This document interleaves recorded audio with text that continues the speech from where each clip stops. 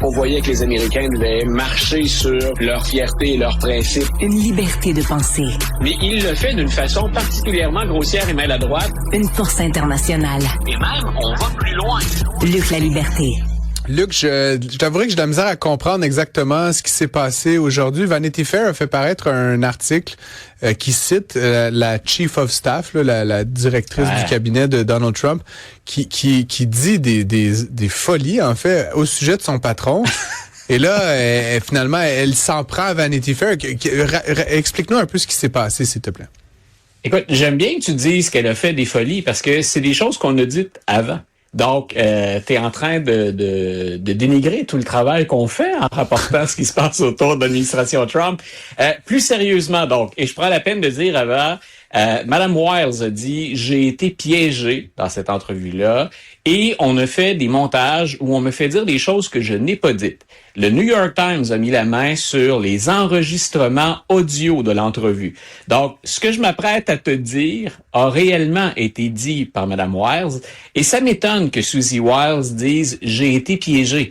Parce que c'est une des raisons pour laquelle Donald Trump voulait avoir Susie Wiles cette fois-là et que l'entourage du président applaudissait l'arrivée de Susan Wiles. Et j'étais un de ceux qui avait dit à l'époque, c'est un bon choix de la part de Donald Trump, considérant qui est Donald Trump, de l'avoir, elle, comme chef de cabinet. C'est la rigueur, on va éviter les fuites, elle est loyale, fidèle, mais je disais, enfin quelqu'un autour de lui qui est capable, entre guillemets, de l'organiser et d'organiser ce qui se passe en tout le trafic qu'il y avait à la Maison-Blanche. Si je suis Donald Trump, je n'en veux pas de fuite. Susie Wiles devait éviter ça. Et là, c'est ce qui m'a étonné le plus, c'est que ça vienne de Susie Wiles. Donc, qu'est-ce qu'elle a dit? Dans quel contexte est-ce qu'elle dit avoir été piégée? Là? Mais ce qui est rapporté, elle l'a dit là, que Donald Trump se comporte comme un homme alcoolique. Voilà, t'as récupéré, entre autres, j'en ai plein d'autres, mais ça a été la déclaration qui a fait comme la une de toutes les alertes là, depuis qu'on a divulgué ça. Donc, elle a bel et bien accordé une entrevue à Vanity Fair. Mais depuis que c'est sorti et que ça circule, elle dit, j'ai été piégée, et deux, ce qu'on me fait dire est mensonger. Et c'est là où j'ai pris la peine de dire, le New York Times a vérifié auprès de Vanity Fair et on leur a fourni les enregistrements audio de l'entrevue. Un peu ce qu'avait fait le vétéran journaliste Bernstein du Washington Post quand il avait interrogé Donald Trump et que Donald Trump disait c'est pas vrai. Et là, on avait dit, écoutez, j'ai les audios ici. Là, j'ai Woodward, pas Bernstein. Donc, Bob Woodward avait les enregistrements. Au-delà de cette comparaison entre Trump et un alcoolique, et elle référait à une façon de faire, à une dépendance. On sait que Donald Trump ne boit pas, qu'il ne voulait pas boire, puis que c'est qu'il y a un piège dans lequel il ne voulait pas tomber. Écoute, elle s'en est pris à tout ce qui grouille autour de Donald Trump. Par exemple, pour le Venezuela, elle a confirmé ce que nous, on affirme depuis déjà des semaines. Il a menti à la population américaine sur les raisons pour lesquelles on s'en prend à des navires et qu'on est proche des côtes du Venezuela. Donald Trump a dit la drogue, elle dit non, on est là pour déstabiliser Maduro. Ce sont des pressions qu'on exerce sur Maduro. C'est énorme. Elle vient de contredire le patron puis la version officielle du secrétaire à la défense, secrétaire à la guerre, version Donald Trump, et le grand patron lui-même. Elle s'en est prise à Pam Bondi, qui est donc l'Attorney General, la procureure générale des États-Unis. Puis elle a dit ce qu'elle a fait avec le dossier Epstein, c'est épouvantable. Donc, elle a dénoncé la façon de gérer ce fameux dossier par Pam Bondi. Elle s'en est pris à Elon Musk en confirmant encore là ce que nous, on disait dans les médias. On disait dégraisser l'État. C'est toujours un thème qui vend, c'est populaire, on ne veut pas payer d'impôts pour rien. Mais elle a dit, il a fait ça de manière cavalière. Il le fait de manière insensible, c'était très imprudent et très chaotique. C'est ce que les médias retournaient comme message face au fameux projet d'âge d'Elon Musk. Elle a dit de J.D. Vance qu'il est un conspirationniste. Est-ce que ce sont pas des choses qu'on a déjà confirmées? Donc là, et c'est pour ça que je voulais que tu m'expliques, parce que elle disait ça à la blague, je veux dire, parce que là, on a les bandes audio, là, c'est des choses qu'elle a dites, mais je veux dire, elle était saoule elle-même, je veux dire, comment, non, mais tu comprends, je veux dire, dans quel contexte est-ce que la femme droite que tu nous as décrite, là, qui est là pour tu sais, mettre de l'ordre dans la Maison-Blanche, qui est le complément parfait d'un Donald Trump parfois qui perd un peu les pédales, dans quelle mesure est-ce qu'elle va on the record, comme on dit, enregistrer dire toutes ces choses. Déjà, pourquoi? Et puis ensuite, j'ai beaucoup de difficultés à comprendre, Luc. Écoute, ça, si t'espérais de réponse claire à cette question-là, je pense pas être en mesure de te l'offrir, puis je serais étonné que quelqu'un puisse te le dire. Pour ce qu'on en sait, elle est dans son état normal, mais c'est une discussion candide avec la journaliste qui l'interroge. Donc, elle y va, c'est comme, on fait ça, c'est très convivial, on échange tous les deux, puis là, maintenant que c'est sorti, c'était enregistré, ça.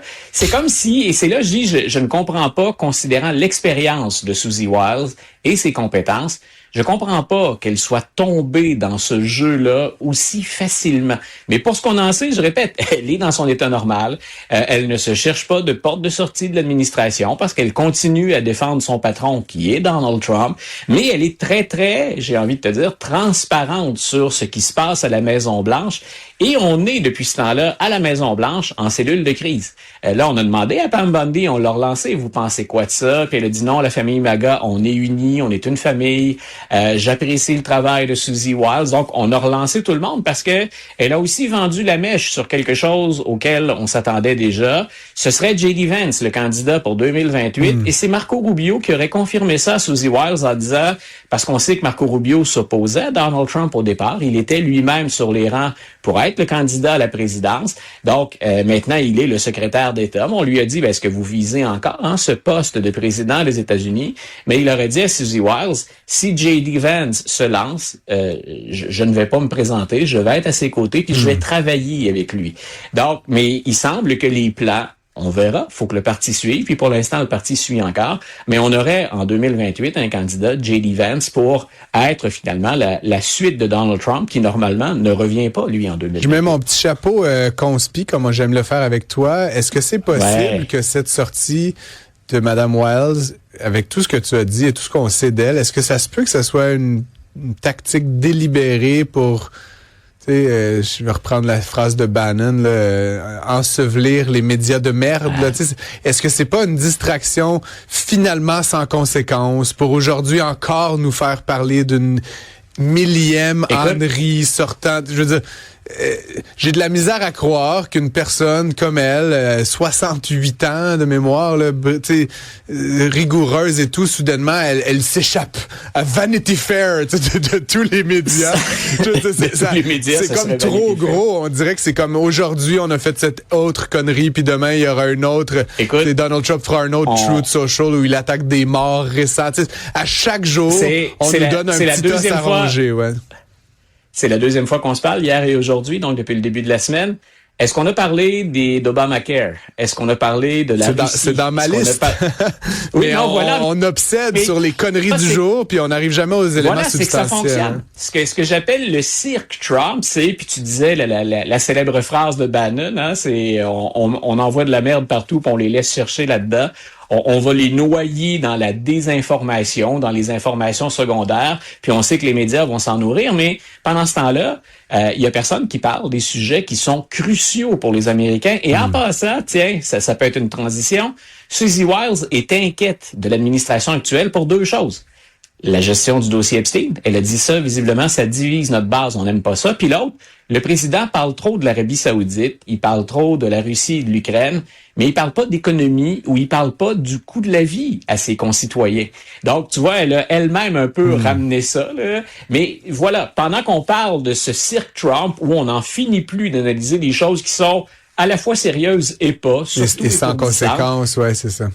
On parlait pas, par exemple, et c'est là que je m'en allais, des 24 millions d'Américains qui, si on ne règle pas ça là, dans les prochaines heures, prochains jours, il y a 24 millions d'Américains qui vont se retrouver sans couverture de soins de santé ou qui encore vont voir leur couverture de soins de santé plus que doubler.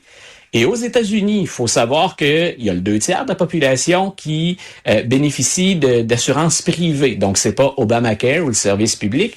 Même ceux-là sont pas toujours bien couverts. Donc, pour le prix qu'ils paient. Alors, on imagine ce que c'est de regarder les politiciens à Washington actuellement, démocrates comme républicains, ne pas parvenir à s'entendre pour qu'on continue finalement les subsides gouvernementaux pour permettre d'accéder à Obamacare et d'obtenir des soins de santé. Et si les démocrates font défaut là-dedans parce qu'ils ne s'attaquent pas non plus aux racines du problème, Je tiens à rappeler que les républicains sont majoritaires au Sénat, majoritaires à la Chambre, ils ont la présidence et ils proposent 0 aux Américains pour les soins de santé. On peut regarder l'heure au cas où ils changent ça dans quelques minutes, là, mais je vois pas ça à court terme. Ils n'ont rien à offrir aux Américains. Donc, on est dans une situation désespérée. Et si je suis un Américain, là, je me fous qu'il soit démocrate ou républicain, le politicien. Je veux que ma famille et moi, on ait des soins de Exactement. santé et il y a personne actuellement qui me propose quelque chose. Luc, il reste 300 dodos avant les élections demi-mandat. On peut donc dormir sur nos 2 oreilles encore un petit moment. Merci beaucoup, évidemment, à toi. On se retrouve demain pour de nouvelles aventures américaines. Bye, bonne fin de journée, Francis.